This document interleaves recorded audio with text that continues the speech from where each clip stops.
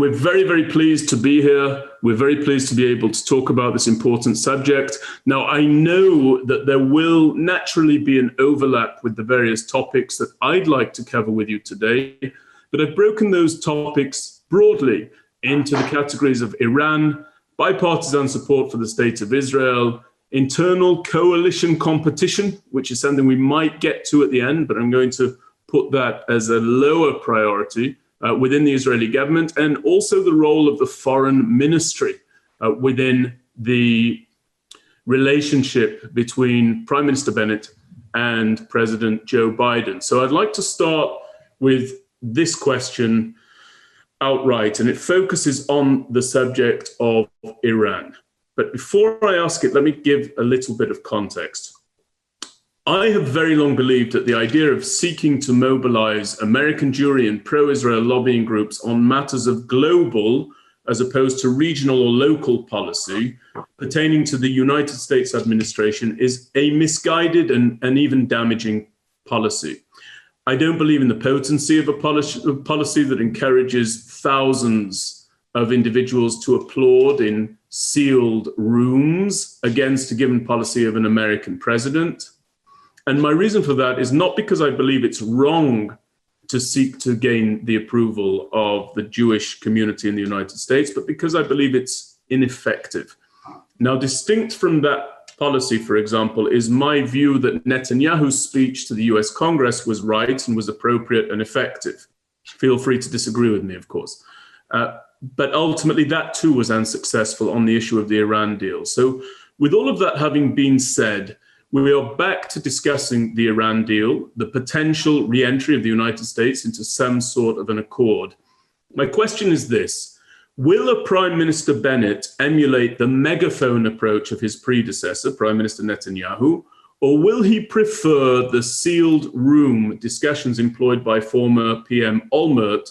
And for our audience's information, when Israel discovered the construction of a Syrian nuclear reactor in 2007, Prime Minister Olmert visited with then President George W. Bush to determine whether or not the US would carry out the strike against the reactor.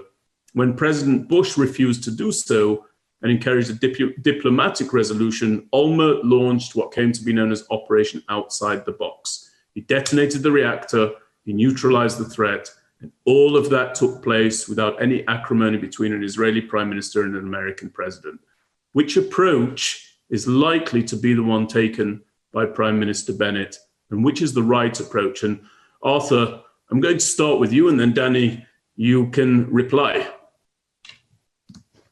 Thank you very much. First of all, I just want to make a comment about the speech that you referred to. I think actually that Netanyahu's speech at the Congress on the issue of Iran was wrong, was ineffective, and was damaging. It was ineffective, clearly, because the agreement was signed, and it was damaging in the long run because we still suffer from the consequences of a choice that Prime Minister Netanyahu made long time ago and consistently followed it, and that is to prefer the Republican ties rather than being bipartisan. And I think that on that regard, there is a lot of fixing damage done in front of us. And I think that in part answered your question. I strongly believe that silent dialogue without any damaging statements which create confrontation is what we need. That definitely on such sensitive issues. I truly believe that Bennett will enjoy a warm welcome by the Biden administration, first and foremost because he's not Benjamin Netanyahu, and there is a desire to see a new beginning in the relationship between the presidency and Israel, between the Democratic Party and Israel, and he will be given the chance.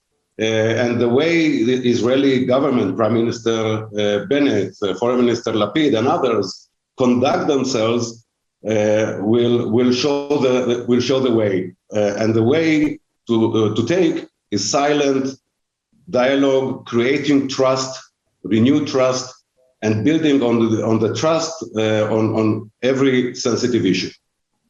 Danny, what are your thoughts on that? If you could share your perspective on Netanyahu's speech in the Congress, and then tell us whether you agree with Arthur's assessment of how Bennett is likely to approach this, and also the readiness of a Biden administration to accept a Naftali Bennett. I remember reading about Menachem Begin and the idea that this right-of-center prime minister would be absolutely ostracized from the political landscape in America. It turned out not to be true. Could we see a repeat of that outcome with the Prime Minister Bennett? Yes, well, first of all, Anthony, thank you again for the invitation. And I applaud very much you, Rosita, and Ellen for this great work, continued and ongoing, very good and important work of the MirYam Institute. So may you continue to grow from strength to strength, and Yishar Koach. Thank you. I agree with everything Arthur said. Let me just add one personal facet here, which really goes down to the characters and maybe personalities of the two presidents, especially with Bennett.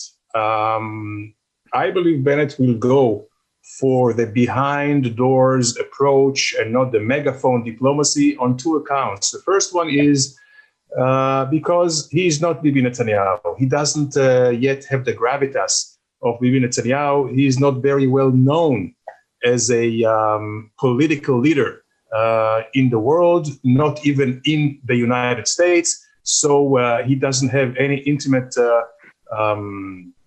knowledge or personal contacts with Congress and many of the American leaders. So I believe he will be much more comfortable to do it again in a very, very low-keyed manner.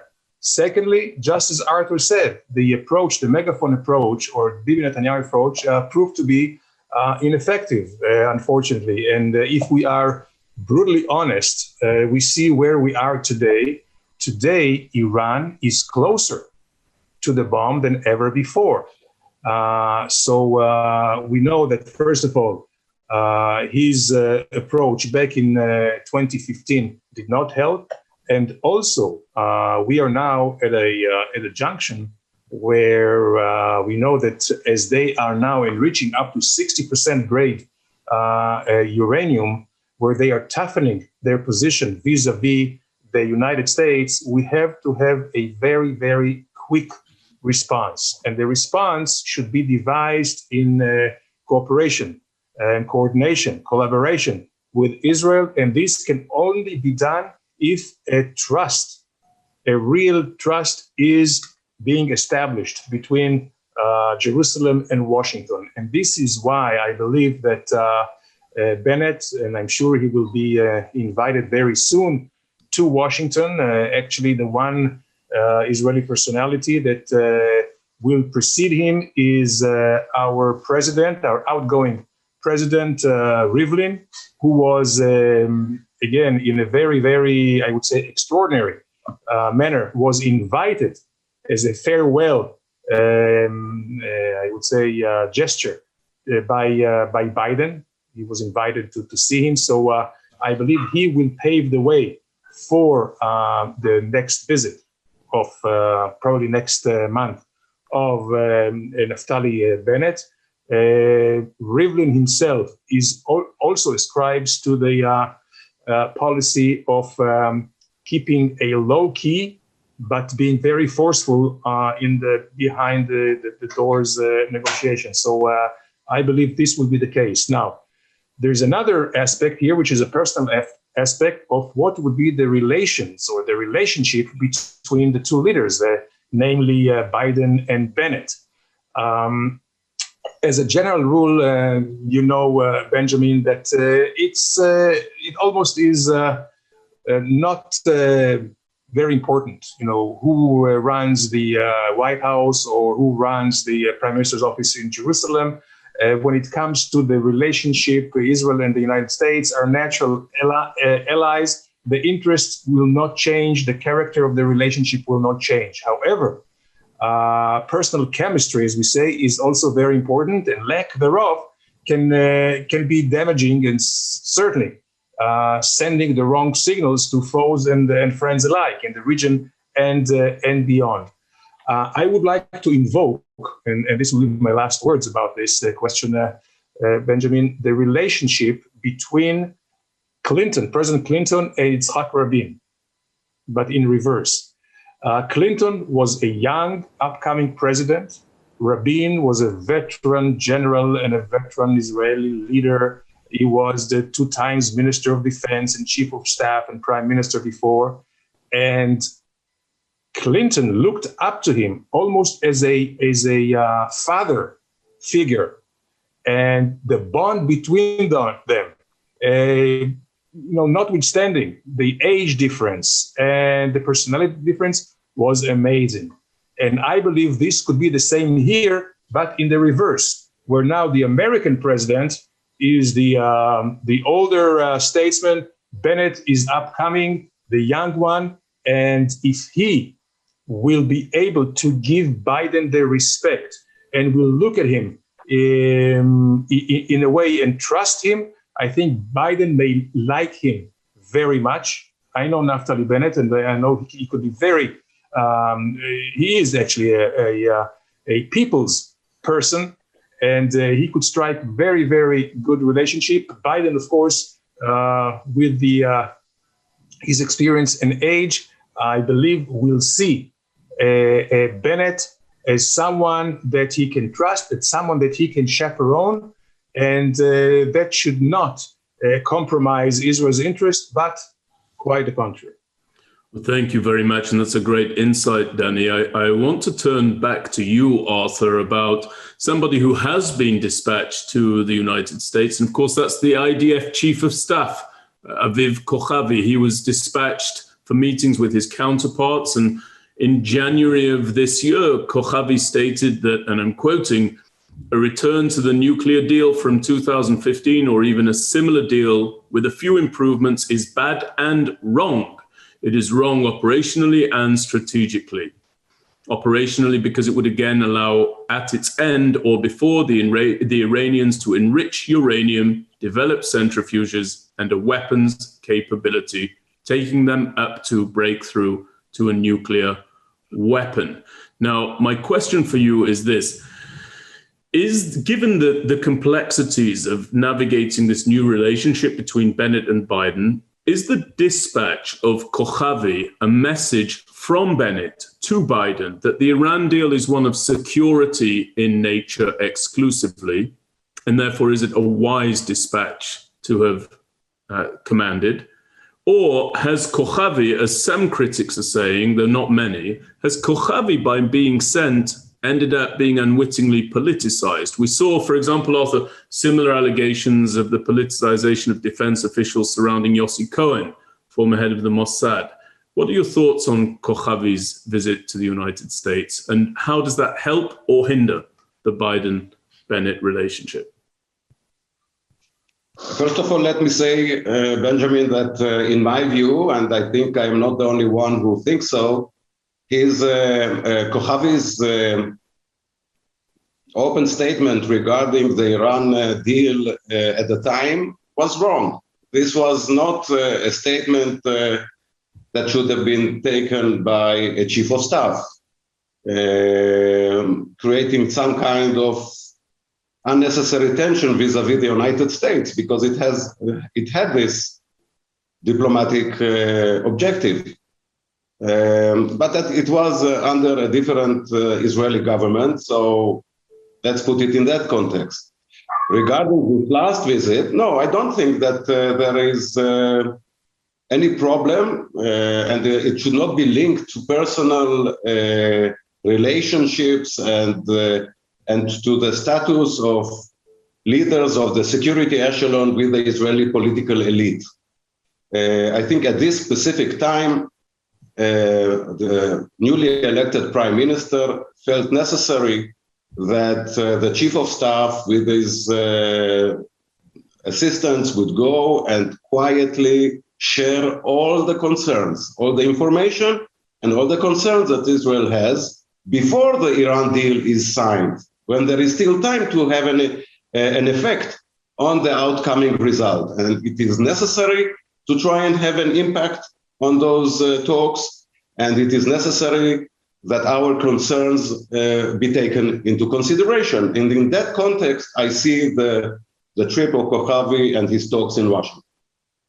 Danny, if you don't have a divergent opinion from Arthur's on that, I'd like to pitch the next question to you first, if I may. Would you like to come back to anything Arthur mentioned before I move on? Well, only one thing is that, the fact that actually the red carpet was rolled for General Kochavi signifies that his statement was not taken in a personal way and certainly was not marring the relationship.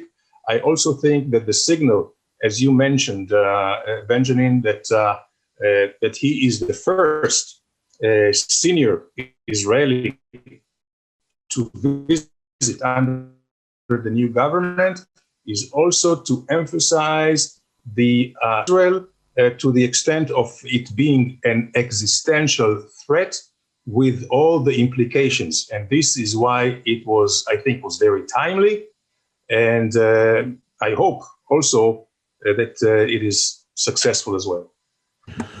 Thank you. So just before I ask this question of you, Danny, I want to set the stage for our audience. First of all, Ambassador Ayalon is somebody who is associated with the right of center, and Ambassador Koll is somebody who I associate with the left of center or center left. Please, both of you, feel free to redefine yourselves in your responses, but I view those disparities of opinions as part of what makes the work of this institute so very enjoyable and so very enlightening, that we can have individuals as skilled as yourselves coalesce around a given subject and give of your insights. So do feel free to correct me if my description doesn't find favor in your eyes. But I mentioned if I may say, Benjamin, if I may say, as you could see on critical issues, there is no left, right, center. There is care for the country. That's right. And I will also say, if I may be self-indulgent for a moment, that's something that I've very much learned from you, Arthur, in our conversations over the years. Right from when Rosita and I first walked into the foreign ministry, you were still in situ as the Deputy Director General, and you took us directly to that point, if you remember. So thank you very much for that. I want to turn now to the issue of Judea and Samaria. So Prime Minister Bennett has always been very forthright about his opinions on the legitimate presence of the Jewish people in Judea and Samaria. And indeed, further construction there has just been approved and announced, including in Mishor Adumim and Karnei Shomron and elsewhere. Now, Bennett was very supportive of the mooted application of sovereignty by the previous government. It was an idea that was ultimately shelved in deference to the Abraham Accords. President Biden has clashed in the past with Prime Minister Netanyahu over communities in East Jerusalem and Judea and Samaria. And he was vice president when Resolution 2334 was adopted, in part due to the abstention of the Obama administration in November 2016. So, Danny Ayalon first, how does a PM Bennett adhere to his ideological standards and principles while forging a connection with President Biden?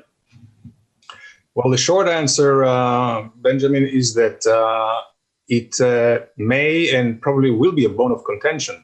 And the secret of the two administrations is to go to the golden rule of no surprise by each side, and also by agreeing to disagree, and not to let any disagreement on these issues, which is not part of the bilateral relationship, to spill over to the relationship. It has always been the case. Under Obama, there was a little bit of aberration of that, but I would say that short of President Trump, all American administrations since 1967, whether Republicans or Democrats, had the same position, and all of them had disagreements with Israeli governments, both from the right and left in Israel.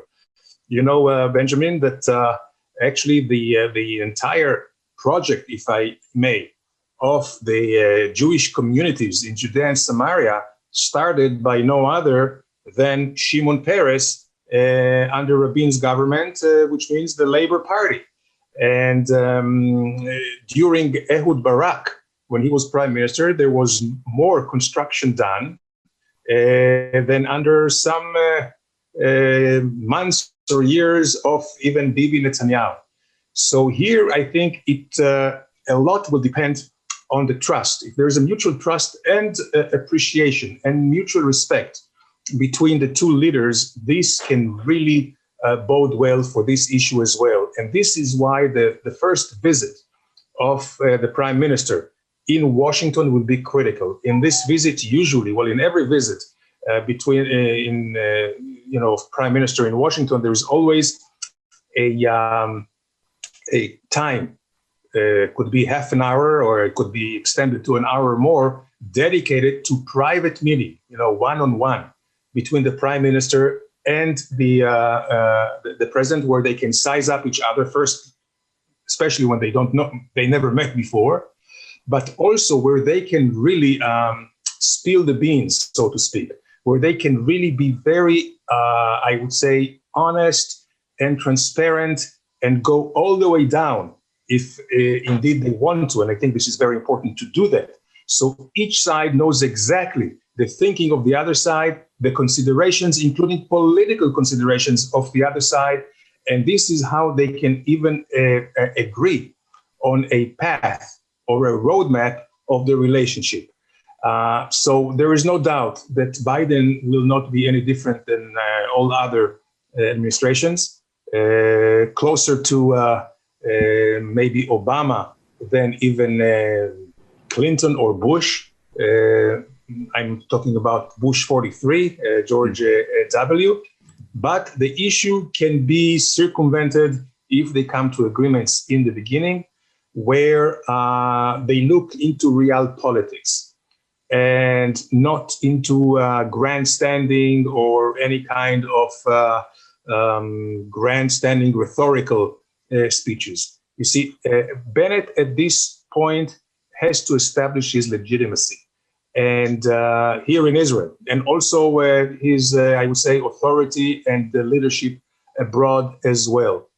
He knows that he presides over a government which is split ideologically, so he is pretty much, his hands are tied when it comes to controversial issues like what to do with the settlements, even the two-state solutions. But here practicality comes to mind. First of all, there is no partner on the other side. And I think Biden and his administration knows it very well. So there is no point in getting into a clash and talking about what should be the final statement, agreement or settlement, if it's only theoretical and far, far down the road. Let the Palestinians have their elections first. Let them sort out their own house, the real rift, war, I would say, not just a regular conflict between Hamas and Fatah. And only then we can really talk about some concrete issues to move ahead. In Israel, as I mentioned, paralysis in the government, in the political system when it comes to the territories. So nothing is going to really move in a major way. So here, I think they can come into some tacit and quiet understandings, what can be done, what cannot be done. If I were to advise to Bennett, I would say you can come to an agreement where in the major Jewish blocks we can build, as long as it doesn't encroach on, let's say, Area C or Palestinian, let's say, designated territory. But otherwise, it's really not judicious, not by Israel and not by the Americans, to come down and look at every brick, as Obama was doing to Bibi Netanyahu back in 2009. And if this is the case, really this whole issue of settlements or the whole Palestinian conflict issue can be put, I wouldn't say to rest, but can be put in the sideline and wait to other priorities, first and foremost, Iran, but not only Iran. So, Arthur, I'm going to ask you to come back on that. But before I do, I'm actually going to roll into the next question, because it's a subject that you've written for us about. I know is extremely close to your heart. I imagine it's equally close to the heart of Danny. But I would like you to come back on Danny's response after I've posed this question. Among other things, I'd like you to weigh in on whether or not we can afford to leave the Israel-Palestinian issue on the sidelines, as Danny just spoke about, especially given the operation that just took place a couple of weeks ago. Can we really afford to turn away from it? But let me ask you this question first. American jury, Arthur, as you know, overwhelmingly votes Democrat. They also overwhelmingly support the two-state solution. Now, to inject my own point of view here, both of you know well that I'm personally wholly opposed to the two-state solution as commonly understood, but we are in the era of a Democratic administration. They're very likely to endorse the policy of the two-state solution, though unlikely, as Danny said, to do so urgently or with force. How can a Prime Minister Bennett, Arthur, square the circle of maintaining a maximalist approach to territorial claims while avoiding the trap of creating an adversarial relationship with the US president and, by extension of that, significant swaths, potentially, of American Jewry as well? First of all, I agree once again with what Danny said, and I just want to add a few other things and definitely touch the important issue of the relationship between Israel and the vast majority of American Jewry. I think what we have to take into consideration a few basic truths before we try to analyze. And number one is, when it comes to the United States, it seems that the Biden administration is changing priorities and is shifting certainly some attention from the Middle East to the Far East. And the Biden administration in that regard wants to see a stable Middle East as possible without surprises, without clashes, without policy surprises, and that includes Israel and the Palestinians, of course. Now, of course, the reality sometimes is different, as it was a few weeks ago in the latest round with Hamas in Gaza. That is number one, the Biden priority.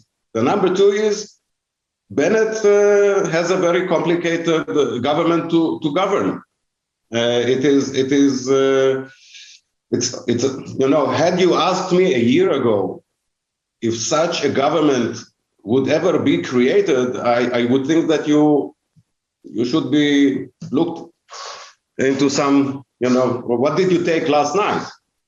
But this is reality. This government serves a purpose, and it is clear that amongst its objectives is not to make dramatic decisions on the Israeli-Palestinian issue. It cannot, by the very fact that it is comprised by the way it is. So I don't, as Bennett himself said, this is not a government that is going to either annex or withdraw from the territories. That is not on the agenda. But there is, I think, one important decision that Bennett will have to make, and this government will have to make, I hope they will, and that is to change the balance between the Palestinian Authority and the Hamas. Because the Palestinian Authority, not only that it is weak, but it has been weakened by our actions as well. And on the other hand, the Hamas, not only that it has gained strength, but it seems that at times, more than times, the way Israel acted to preserve the Hamas in Gaza and to allow it to gain strength and to gain hold more and more on the population was something that we see from the results, and it is not paying. It is coming back at us time and again. And I think it would be right for the Bennett government to move back to some kind of improved dialogue with the Palestinian Authority. And that would be a bonus, in my view, also in the relationship with Biden, because for the American administration, it is important to see an improved relationship with the Palestinian Authority. And if Bennett wants to achieve that, it would be right to listen to these desires by the American administration. Regarding the American Jewish community, there is so much damage done in the last few years, or more than last few years, in the relationship between Israel and the liberal Jewish community in the United States, that there is also a lot of fixing to do. You know, just as a reminder, I think a week or two ago, Ron Dermer, who was the former ambassador in Washington, said that the relationship of Israel with the evangelical community is more important than with the Jewish community. Now, it is important to maintain excellent relations with the evangelical community as well, but let's not forget the Zionist ideal and the raison d'etre of the state of Israel, which is the state of the Jewish people. And I think that this statement by Ron Dermer, who was so close to Netanyahu so many years, also reflected the way Netanyahu thought and acted. So there is a lot of fixing to do. And it is not only with regard to our policy vis-a-vis the Palestinians or the two-state solutions.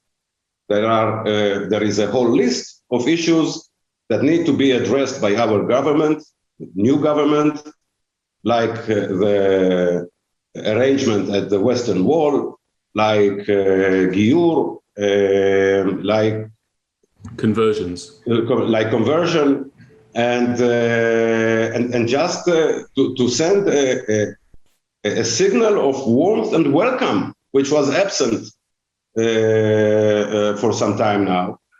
And I'm glad to see that the minister that was picked to lead the Israeli relationship with the diaspora Jewry, Nachman Shai, you know him very well, and of course Danny as well. He is very familiar with the issue. He's a minister, but he enjoys also the skills of a diplomat, and he served as a diplomat. And I'm sure that he will make every effort to reach out to the liberal Jewish community and to reignite the warmth and the desire and the excitement that about Israel that we are so much in need. Both of you are highly, highly experienced diplomats. You're both intimately familiar with the responsibilities of the foreign ministry. Now, the baton for that ministry has been passed from someone that I believe, it's only my belief, but I believe to have been shown to be highly ineffective and ill-suited to the role of foreign minister. I'm referring to former Chief of Staff Gabi Ashkenazi, to someone who I believe very much has the potential to be highly effective in that role. And that, of course, is Foreign Minister Yair Lapid. Now, is the presence, the amiability, the affability, and the dedication of Yair Lapid to the mending of fences between Israel and the Democratic Party, as well as his more secular leanings, the panacea to any difficulties that Naftali Bennett may face in the area of relationship building with the Biden administration? In other words, is he the right face, the right place, the right individual to offset some of the reservations that a Biden administration may have about a Prime Minister Bennett? And Danny, before you answer this first, A little bit more context to that. He's just approved the placement and posts of 36 representatives of the State of Israel abroad. And I believe that has to be a step in the right direction in terms of disseminating Israel's perspective effectively and in unison to the American Jewish community and the American non-Jewish community. So, Danny, do you agree? Do you think PM Bennett will allow Foreign Minister Lapid to steer the foreign ministry in accordance with his vision for that ministry?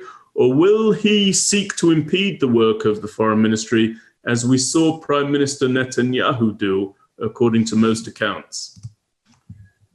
Well, Benjamin, there is a big difference between the foreign ministry under Netanyahu or under ministers who were under Netanyahu and where it is now under Lapid, simply because Lapid is almost on par, and certainly in political power is on par with Bennett. So he can really throw his weight and demand authorities to come back. And we already saw it with the coalition agreement. Just before the government was sworn in, the ministry received back the authority over fighting BDS and also of basically getting back authority vis-a-vis the United States and the other powers and certainly Europe. So this is something which is given. And also on a personality level, I believe that Yair Lapid has a potential to become very effective foreign minister, not only because he gets the budgets and because he gets the nominations and all other all kinds of other means that the ministry needs, but also because he is a communicator, former, a media superstar. As a communicator, he can be very, very effective in public diplomacy and also on a one-on-one. When it comes to the Jewish community, and mainly in the United States, our brothers and the sisters there probably will feel very comfortable with Yair Lapid. But just one word of caution. I just hope that just as the pendulum under Netanyahu was going all the way maybe to the ultra-Orthodox and evangelists, I hope that now the pendulum will stay right in the middle, and that establishing trust and great relationship with liberal Jews, Reform, and other walks of the American society, which is very important, the Hispanics and many others, and of course the Afro-Americans. I hope this will not be on account of the Orthodox and on account of the evangelical community. Yeah, that's a very, very important point. And actually, Arthur, again, I do want to give you the opportunity to supplement Danny's response, because I know through our conversations offline just how important it was to, I don't think it's an exaggeration to say, to almost rebuild the foreign ministry in a post-Netanyahu era. But before you do speak to that, I want also to put in front of you a subject for you to tackle, which is the bipartisan support for the State of Israel, which is something that traditionally has been pursued almost as though it's a holy grail by successive prime ministers on the left and of the right. Foreign Minister Lapid has been in contact already with Speaker Pelosi, which seems to have been, or seems to have resulted in a positive, though unremarkable call based on the reports. But he did say this last week. He said that, quote, the management of the relationship with the Democratic Party in the United States was careless and dangerous. The Republicans are important to us. Their friendship is important to us, but not only the friendship of the Republican Party. We find ourselves with the Democratic White House, Senate, and House, and they are angry. We need to change the way we work with them. So, Arthur, in the context of Danny's response and your own thoughts, of course, how will he change the way Israel works with the Democrats? And where are the lines of common cause between Bennett and Lapid in that pursuit? What can Bennett and Lapid coalesce around when it comes to outreach to the Democratic side of the aisle? First of all, Benjamin, I don't think it is in the hands of Lapid only. True, he is the foreign minister, but there is a prime minister, and it is the duty of both of them to work hand in hand in creating a shared idea of how they would like to pursue the strengthening of the relationship between Israel and the democratic echelon from president down, which I couldn't have said, of course, it better than Lapid when he described the need to rebuild those relationships and the damage done earlier to them. It is Netanyahu has not Netanyahu. I'm still, you see, after 12 years of using the word Netanyahu, when I think of a prime minister, I'll have to get used to Bennett. Prime Minister Bennett will have to instill energy and thinking, because he is the prime minister, and the relationship between Israel and the closest and strongest ally was always in the hands of the prime minister and his office. True, and we know that Lapid is now the foreign minister, and he is going to be a strong foreign minister because he is the key partner and actually the creator and the co-prime minister in this new structure in Israel. And so he is a very strong foreign minister, but it is in the hands of both of them. Regarding the pendulum, one of the small books which I enjoyed reading again and again when I was in high school was a book written by Maimonides. And Maimonides wrote about how one gets to the medium. He was always preaching for moderation, and he gave a formula regarding how to heal someone who is extreme, obesity or behavior and so on. And he said that in order to come to the right place in the middle, sometimes you need to go a little bit to the other side, so the pendulum in the end ends up in the right place. I don't know how it is done in international relations, but I do know that as it was critical for Israel to maintain a bipartisan relationship when Netanyahu was prime minister, it is so important to maintain that policy of not preferential attitude, neither to the Democrats nor to the Republicans, to maintain and strengthen, nourish those relationships today, also with the Republicans and not only with the Democrats. Danny, let me ask you a question just to throw the cat among the pigeons here. Are we chasing fool's gold by pursuing bipartisan support in the United States? There were a lot of very critical, unrestrained representatives from the Democratic Party during Operation Protectors of the Wall, and it's not seeming to abate that criticism. Is this tenet of bipartisan support and our pursuit of it the equivalent to chasing nothing but an apparition or an idea that belongs to the past? Well, first of all, the bipartisan support is critical. It has always been critical, and it will continue to be critical. And it's very important to maintain and support and even to strengthen. But Benjamin, you touched a very, very important point, and this is that there are two sides to the coin, or that you need two for tango. And no doubt that the new Israeli government will go out of its way to reestablish good relations with the Democrats. And in that respect, of course, the Democratic Jewish community, which will be a very, very important element here, also will be a strong basis also to bring the Democrats back on Israel's side.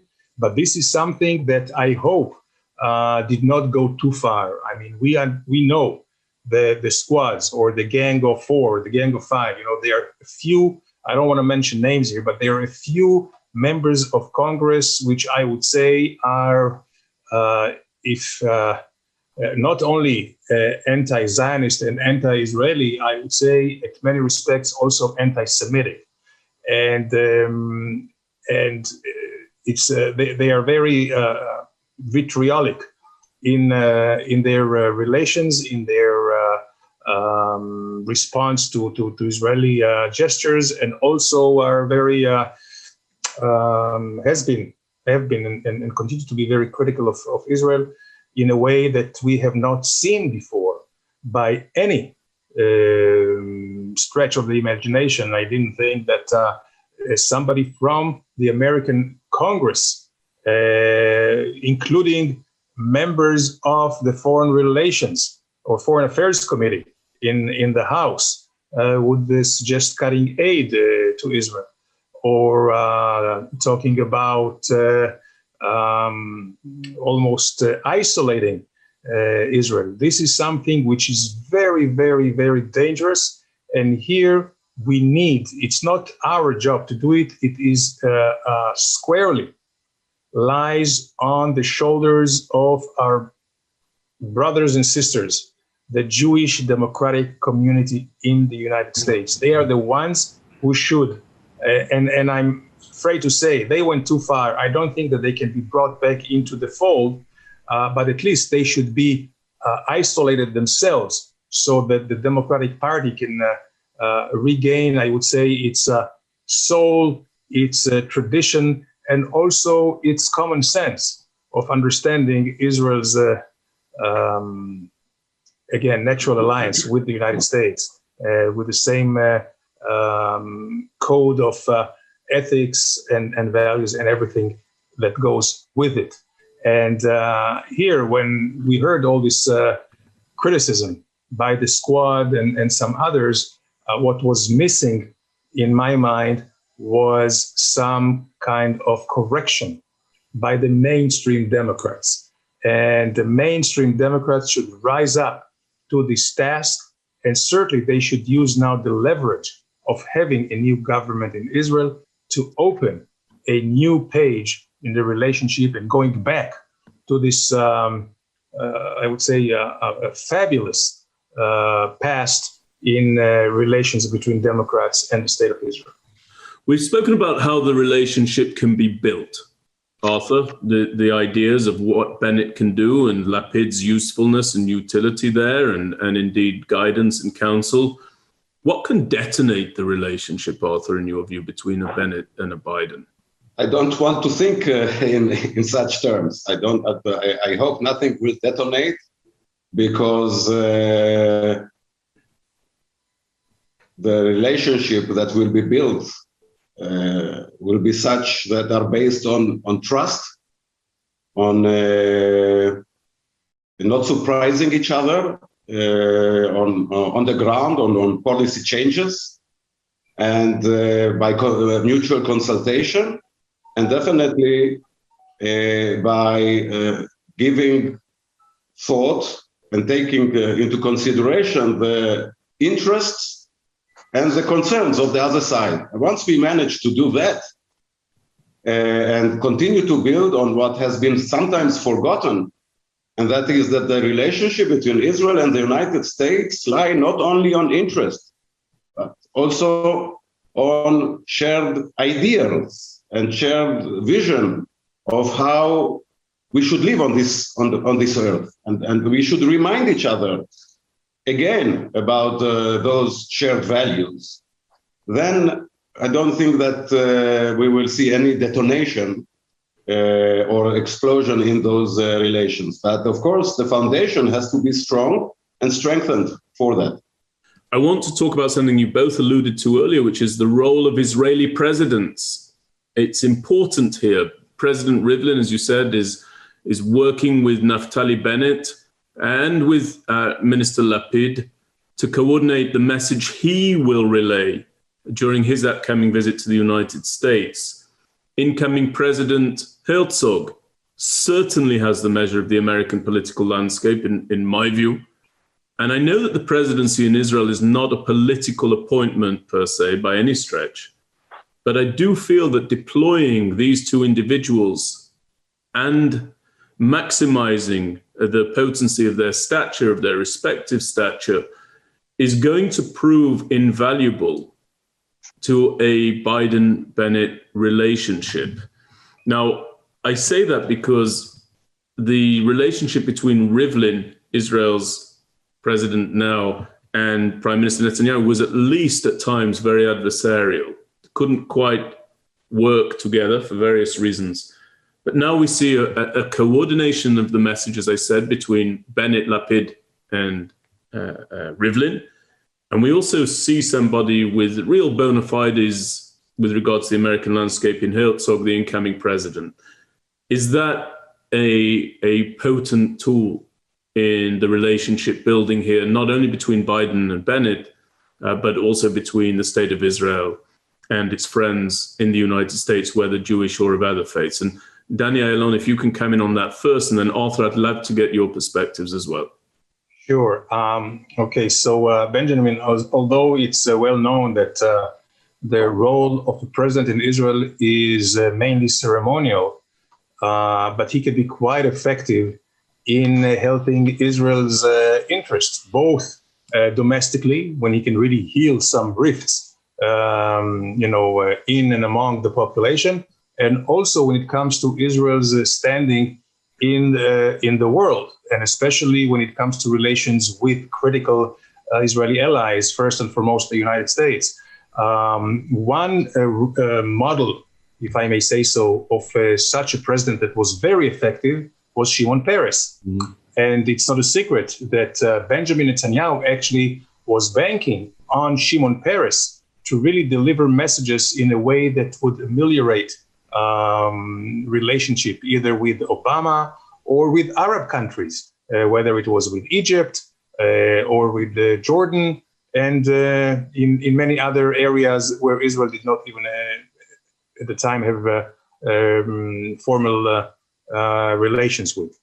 I believe that Herzog would be the typecast of Shimon Peres, first of all, because of his vast experience and knowledge of foreign policy. He is very well respected. He's been around the block for a long time. He knows very well the Jewish community, especially in the United States, by virtue of his last role as the chairman of the Jewish Agency. And I have no doubt that he will be a great asset for the government, for Naftali Bennett, and for Israel when it comes to, hopefully it will not, but when it comes to kind of bring any tensions down between potential tensions between Israeli government and the American administration. Arthur, what do you think? Do you agree that or am I placing false hope in the influence that these presidents can have here?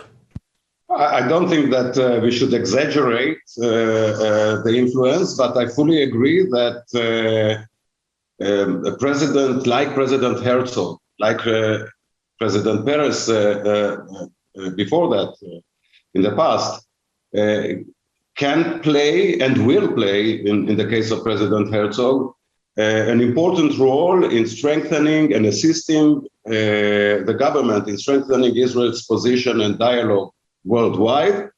But as far as I know, his almost number one priority, if not number one priority, and that is also because of his position that he's leaving, which is head of the Jewish Agency, and he is fully familiar not only with the challenges of the different Jewish communities worldwide, but also the concerns, and also the subject that we talked about earlier, the rift between Israel and the liberal Jewish community, mainly in the United States, and he made it a priority to do his best and promote a renewed approach and understanding, and hopefully also create some forums, forums, and discussions under his leadership that will facilitate such a fixing and a renewed relationship. I think that President Herzog, who has, of course, a political background and also now as head of the Jewish Agency, by nature, he is a kind of a civil servant. And I say it as a compliment, coming from a civil servant myself, being, I truly believe it's a compliment in the sense that President Herzog will not surprise the Prime Minister by what he is doing, but work hand in hand and serve the best of his ability, and he has a lot of ability to serve the country from his position.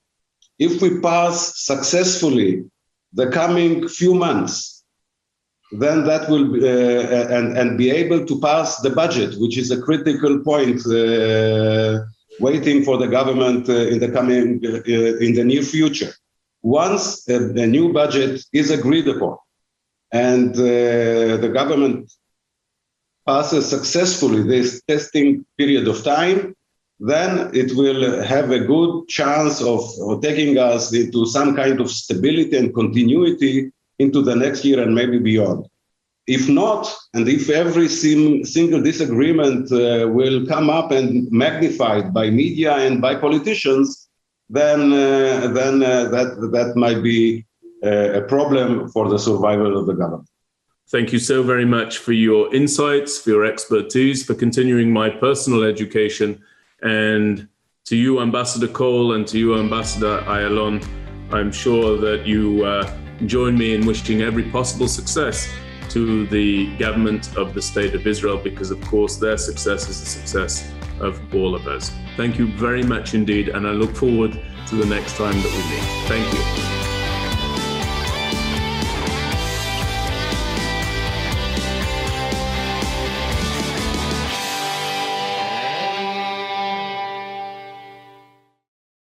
We would be pleased to send a complimentary DVD of this program to anyone who wishes to support JBS with a tax-deductible gift of $36, double high or more. Simply visit the JBS website at jbstv.org and click on the Donate button to make a donation by PayPal or your credit card. And please indicate the program for which you would like a DVD. Or you can send your tax-deductible check to JBS, Post Office Box 360, Stamford, Connecticut 06904. Or you can call the JBS Pledge Line at 833-MY-JBS-TV. That's 833-695-2788. And again, please remember to indicate which program you would like to receive with our compliments. We thank you for your kind support.